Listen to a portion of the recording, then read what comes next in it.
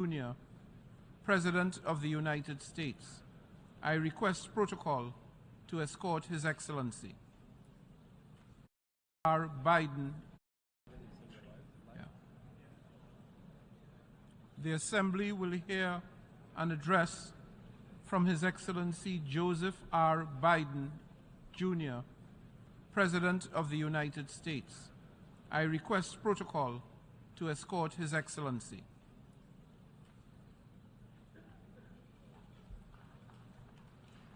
On behalf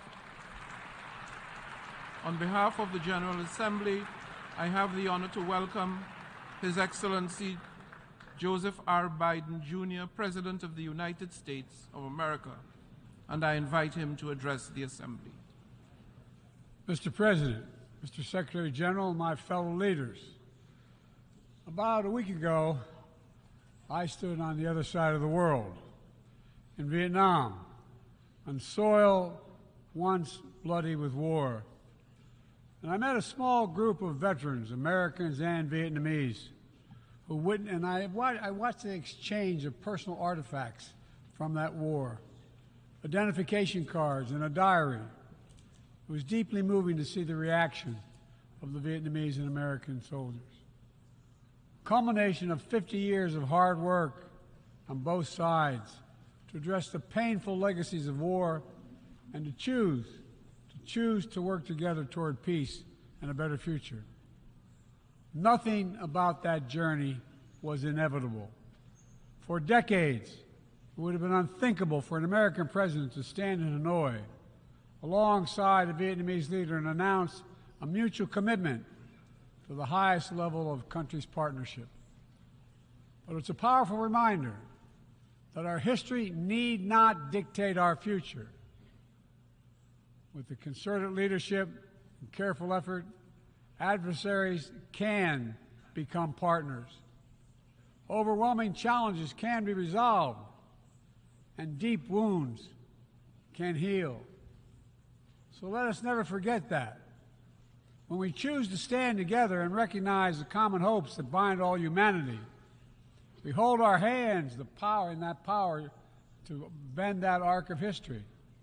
My fellow leaders, we gather once more at an inflection point in world history, with the eyes of the world upon all of you, all of us.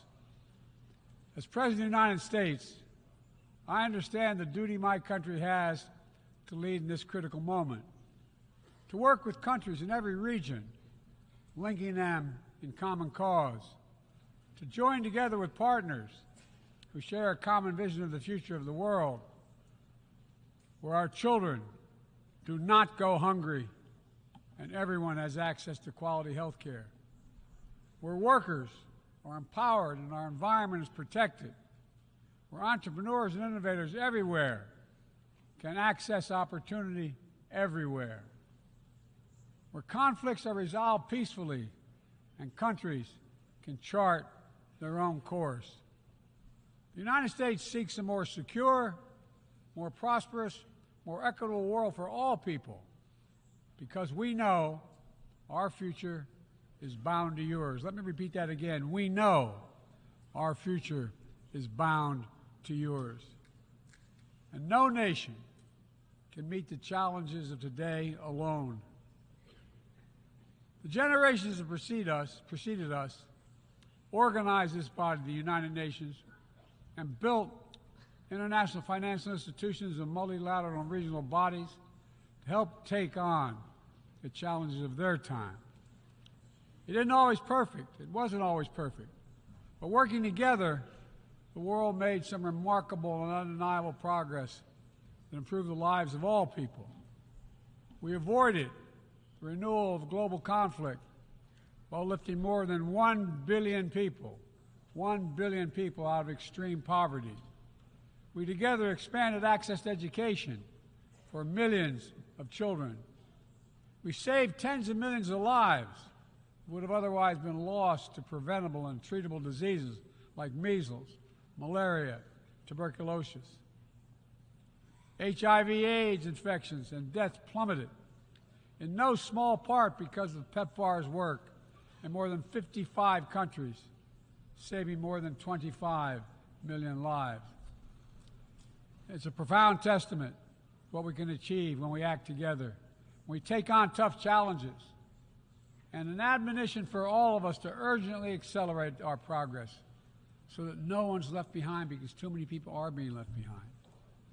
The institutions we built together at the end of the Second World War are an enduring bedrock of our progress, and the United States is committed to sustaining them.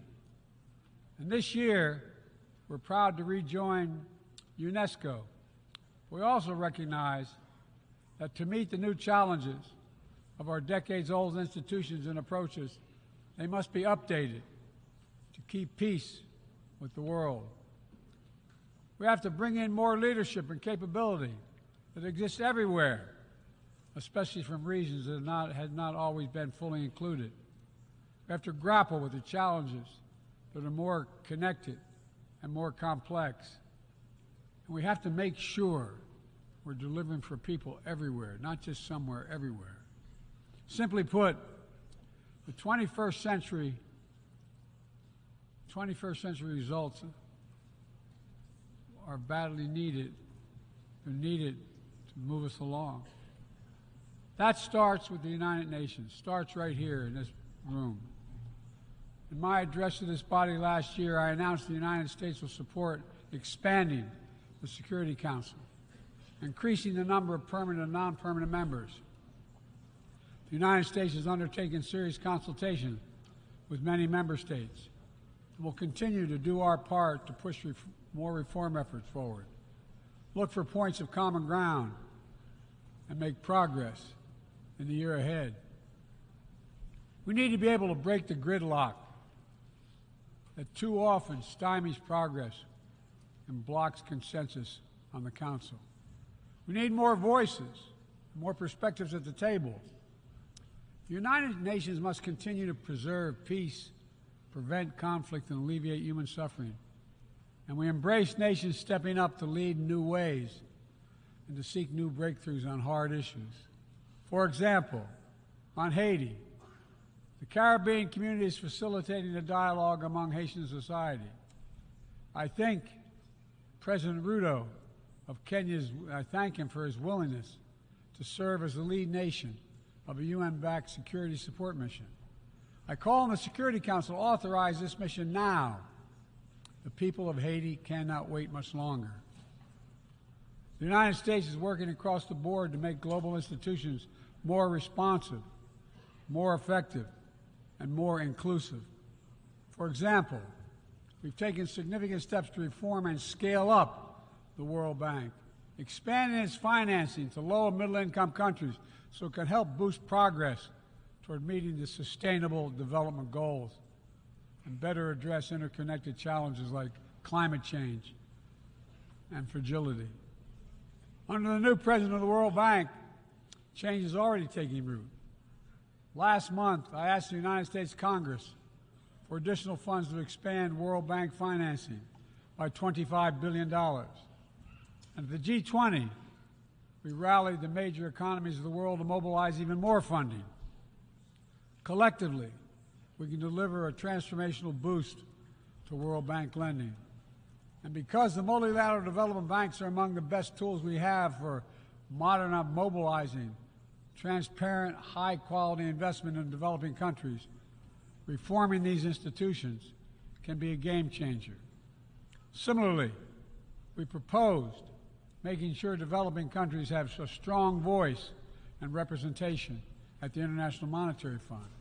We're going to continue our efforts to reform the World Trade Organization, preserve competition, openness, transparency, and the rule of law, while at the same time equipping it to better tackle modern-day imperatives like driving the clean energy transition, protecting workers, promoting inclusive and sustainable growth.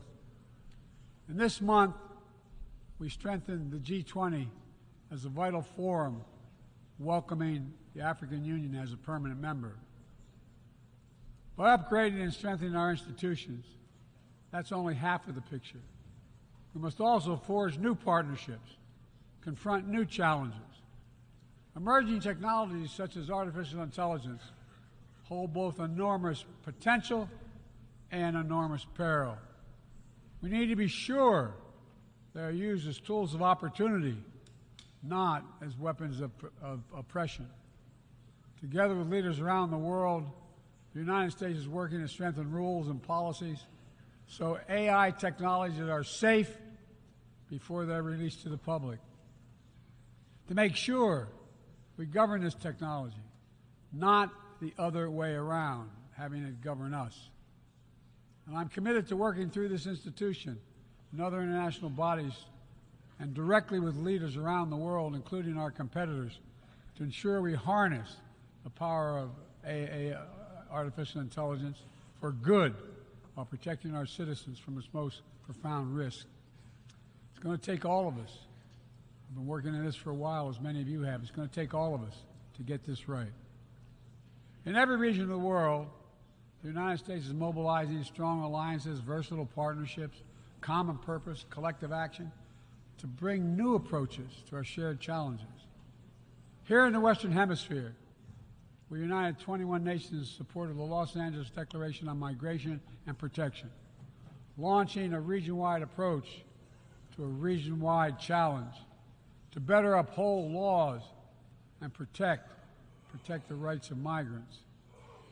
In the Indo-Pacific, we've elevated our Quad partnership with India, Japan, and Australia to deliver concrete progress for the people of the region on everything from vaccines to maritime security. Just yesterday, after 2 consultations and diplomacy, the United States brought together dozens of nations across 4 continents to establish a new partnership for Atlantic cooperation so that the coastal Atlantic countries can better cooperate on science, technology, environmental protection, and sustainable economic development.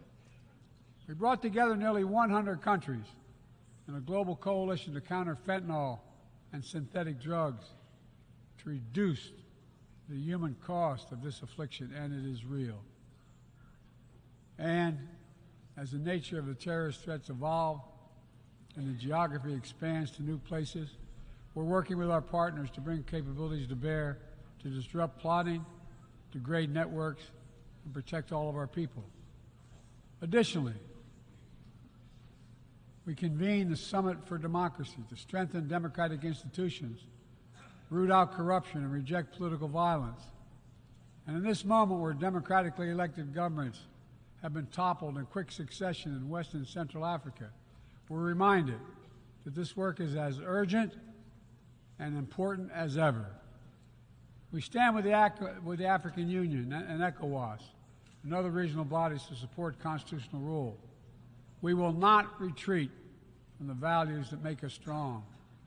We will defend democracy, our best tool to meet the challenges we face around the world. And we're working to show how democracy can deliver in ways that matter to people's lives. The Partnership for Global Infrastructure and Investment addresses the enormous need and opportunity for infrastructure investment in low and middle-income countries, particularly in Africa, Latin America, and Southeast Asia. Through strategic, targeted public investments, we can unlock enormous amounts of private sector financing. The G7 has pledged to work with parties to collectively mobilize $600 billion in infrastructure financing by 2027. The United States has already mobilized more than $30 billion to date. We're creating a race to the top with projects that have high standards for workers, the environment, and intellectual property while avoiding the trap of unsustainable debt. We're focusing on economic corridors that will maximize the impact of our collective investment and deliver consequential results across multiple countries and multiple sectors. For example, the Libido Corridor will extend across Africa from the western port of Angola to the DRC to Zambia, boosting regional connectivity and strengthening commerce and food security in Africa. Similarly, the groundbreaking effort we announced at the G20 to connect India to Europe through the UAE, Saudi Arabia, Jordan, and Israel will spur opportunities and investment across 2 continents. This is part of our effort to build a more sustainable, integrated Middle East. It demonstrates how Israel's greater normalization and economic connection with its neighbors is delivering positive and practical impacts, even as we continue to work tirelessly to support a just and lasting peace between the Israelis and Palestinians, 2 states for 2 people. Now, let me be clear. None of these partnerships are about containing any country. They're about a positive vision for our shared future.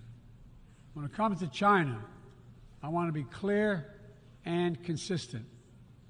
We seek to responsibly manage the competition between our countries so it does not tip into conflict.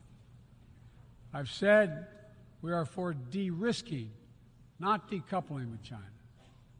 We will push back on aggression and intimidation and defend the rules of the road, from freedom of navigation to overflight to level economic playing field that have helped safeguard security and prosperity for decades. But we also stand ready to work together with China on issues where progress hinges on our common efforts. Nowhere is that more critical than accelerating the climate crisis, than the accelerating climate crisis. We see it everywhere. Record-breaking heat waves in the United States and China, wildfires ravaging North America and Southern Europe, a 5th year of drought in the Horn of Africa, tragic flooding in Libya. My heart goes out to the people of Libya. That's killed thousands of people. Together, these snapshots tell an urgent story of what awaits us if we fail to reduce our dependence on fossil fuels and begin to climate-proof the world. For one day, my administration, the United States, has treated this crisis as an existential threat from the moment we took office, not only for us, but for all of humanity. Last year, I signed into law in the United States the largest investment ever anywhere in the history of the world to combat the climate crisis and help move the global economy toward a clean energy future. We're also working with the Congress to quadruple our climate financing to help developing countries reach their climate goals and adapt to climate impacts. And this year, the world's on track to meet the climate finance pledge that made under the Paris Agreement, $100 billion to raise collectively. But we need more investment from public and private sector alike, especially in places that have contributed so little to global emissions, but face some of the worst effects of climate change, like the Pacific Islands. The United States is working directly with the Pacific Island Forum to help these nations adapt, build resilience to the climate impacts, even as we lead the effort to build innovative new partnerships that attack the global challenges from all sides. From the First Movers Coalition, which is mobilizing billions of private sector community and the private sector commitments, to creating a market demand for green products in carbon-intense sectors like concrete, shipping, aviation, and trucking, to the Agricultural Innovation Mission for Climate, which is bringing farmers into the climate solution and making our food supply more resilient to climate shocks, and the Global Methane Pledge, now endorsed by more than 150 countries, which expands our focus beyond our carbon emission targets to reduce the potential greenhouse gases in our atmosphere by 30% in this decade. It's all within our capacity. We need to bring the same commitment and urgency and ambition as we work together to meet the Sustainable Development Goals of 2030. These goals were adopted at the United Nations in 2015 as a roadmap for improving lives around the world. But the hard truth is, for decades of progress, the world has lost ground these past years in the wake of COVID-19, conflicts, and other crises. The United States is committing to doing its part to get us back on track. All told, in the first 2 years of my administration, the United States has invested more than $100 billion to drive development progress in bolstering food security, expanding access to education worldwide, strengthening healthcare systems, and fighting disease. And we've helped mobilize billions more in the private sector investments. But to accelerate our forward progress on the Sustainable Development Goals, we all have to do more. We need to build new partnerships that change the way we tackle this challenge, to unlock trillions of additional financing for development, drawing on all sources. We need to fill the gaps and address the failures of our existing system exposed by the pandemic. We need to ensure that women and girls benefit fully from our progress. We must also do more to grapple with the debt that holds back so many low and middle-income countries. When nations are forced to service unsustainable debt payments over the needs of their own people, it makes it harder for them to invest in their own futures.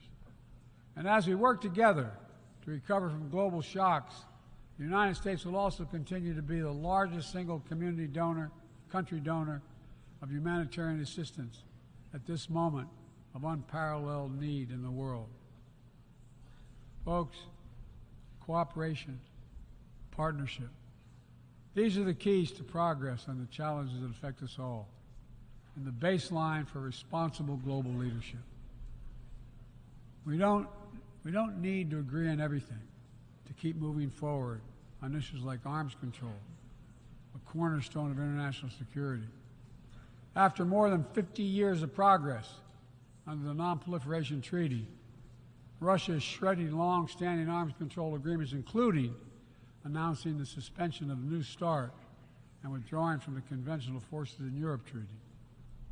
I view it as irresponsible and makes the entire world less safe.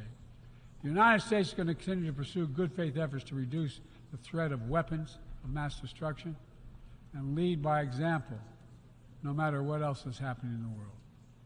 This year, we safely destroyed at least the last chemical munitions in the U.S. stockpile, fulfilling our commitment toward a world free of chemical weapons. And we condemn the DPRK's continued violation of UN Security Council resolutions, but we are committed to diplomacy that will bring about the denuclearization of the Korean Peninsula. We're working with our partners to address Iran's destabilizing activities that threaten regional and global security, and remain steadfast in our commitment that Iran must never acquire a nuclear weapon. Now, even as we evolve our institutions and drive creative new partnerships, let me be clear. Certain principles of our international system are sacrosanct. Sovereignty, territorial integrity, human rights. These are the core tenets of the UN Charter, the pillars for peaceful relations among nations, without which we cannot achieve any of our goals. That has not changed, and that must not change.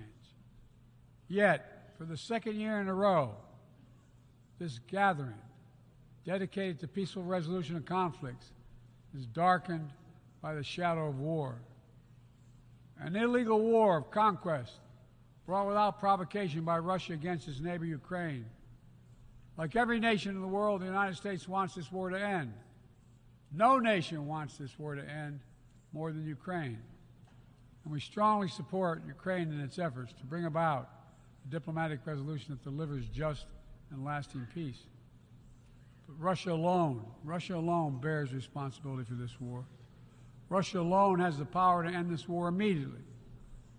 And it's Russia alone that stands in the way of peace, because Russia's price for peace is Ukraine's capitulation, Ukraine's territory, and Ukraine's children. Russia believes that the world will grow weary and allow it to brutalize Ukraine without consequence. But I ask you this: if we abandon the core principles of the United States to appease an aggressor, can any member state in this body feel confident that they are protected? If we allow Ukraine to be carved up, is the independence of any nation secure? I'd respectfully suggest the answer is no. We have to stand up to this naked aggression today and deter other would-be aggressors tomorrow. That's why the United States, together with our allies and partners around the world, will continue to stand with the brave people of Ukraine as they defend their sovereignty and territorial integrity and their freedom.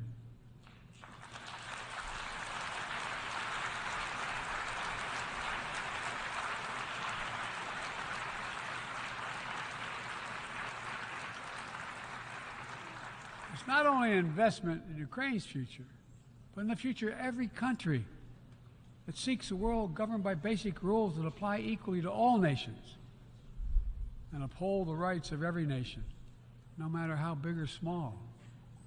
Sovereignty, territorial integrity, they are the fixed foundations of this noble body. And universal human rights is its North Star. We cannot sacrifice either. 75 years ago, the Universal Declaration of Human Rights captured a remarkable act of collective hope. I say that again, collective hope. Drafted by a committee representing different regions, faiths, philosophies, and adopted by the entire General Assembly. The rights contained in the Declaration are elemental and enduring. And while we still struggle to uphold equal and inalienable rights of all, they remain ever steady and ever true. We cannot turn away from abuses, whether in Xinjiang, Tehran, Darfur, or anywhere else. We have to continue working to ensure that women and girls enjoy equal rights and equal participation in their societies, that indigenous groups, racial, ethnic, religious minorities, people with disabilities do not have their potential stifled by systemic discrimination, that the LGBTQI plus people are not prosecuted or targeted with violence because of who they are. These rights are part of our shared humanity. They're absent. When they're absent anywhere, their loss is felt everywhere. They are essential to the advancement of human progress that brings us together. My fellow leaders, let me close with this. At this inflection point in history, we're going to be judged by whether or not we live up to the promises we made to ourselves, to each other, to the most vulnerable, and to all those who will inherit the world we create, because that's what we're doing. Will we find within ourselves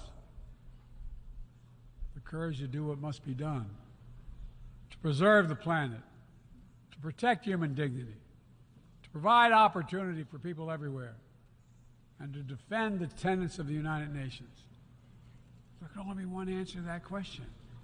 We must, and we will. The road ahead is long and difficult, but if we persevere and prevail, if we keep the faith in ourselves and show what's possible, let's do this work together. Let's deliver progress for everyone. Let's bend the arc of history for the good of the world, because it's in our power to do it. Thank you for listening. You're kind.